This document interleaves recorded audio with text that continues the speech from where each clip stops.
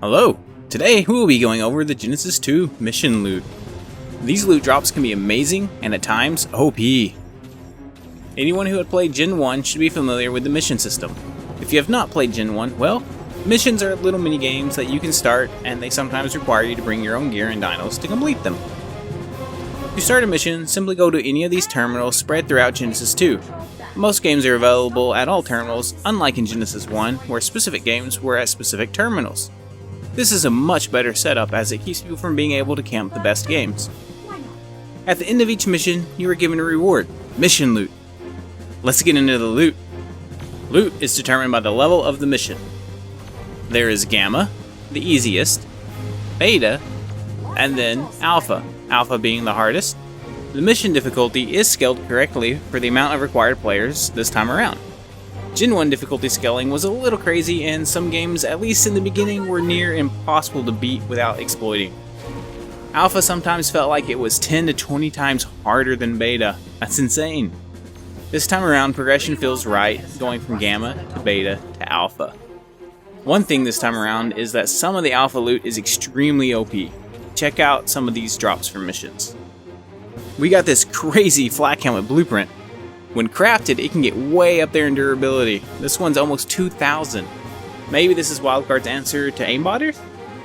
Then there is the chest piece blueprint. It has 1,261 durability before any crafting bonuses are applied. Man, if we find matching legs, we'll be able to rocket run heavies all day long. Some, if not a lot of you, already know this, but for those who do not know, durability on flak is more important than the armor. Flak with 250 armor and 1k dura will keep you alive longer than flak with 1k armor and 250 dura. Flak basically protects you until it breaks. You can get some insane tech armor and saddle blueprints as well. This is game breaking and will hopefully get scaled back. Take a look at this tape tech saddle. We got 223 armor. Just wow. Talk about being able to strafe in and out of turret range as you blast down your enemy's base. Before we get into which games give you the best loot, I want to give credit where credit is due. My tribe has been playing all the games and testing them out like mad on official PvP. We're actually about to do the first boss fight. Nakabon, also known as Dae-mi-un, in particular did a ton of testing and learned what all the mission loot was. He put together a nice Reddit post about it and set up the loot table for everyone. He did the same thing in Genesis 1 and his loot table is still referenced. The link to his post and loot table are in the description and comments below. I am making this video to showcase the work and get the information out there to even more people. If you enjoy the information, go give his post some love and upvotes.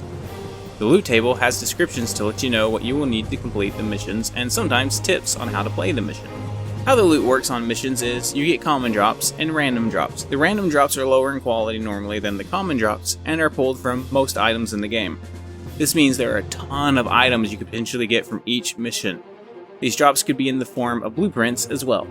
The common drops are in the chart, so you know exactly what to expect to get at the end of a mission. This will also let you know which missions you will want to redo over and over.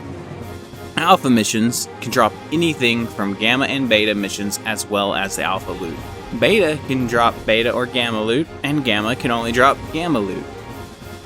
Alpha tier missions common pool is also different as it can include tech and mech items. This includes tech and mech blueprints on top of some insane quality tech gear. Alpha missions are definitely worth playing over and over, not only for the loot, but for the hex points as well. Eventually, the hex store on Gen 2 will open. Nakabon mentions that the dungeon run missions give less items, but they are generally higher quality. Now, the missions that give the most OP and best items in the game, life support, code red, and choose your own adventure. Make sure to look at the notes on those missions and prepare accordingly. If you would like to see a video on how to run these missions, let me know in the description below.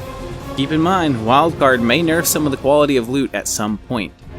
If you enjoyed this video, please smash that like button, and have an awesome day.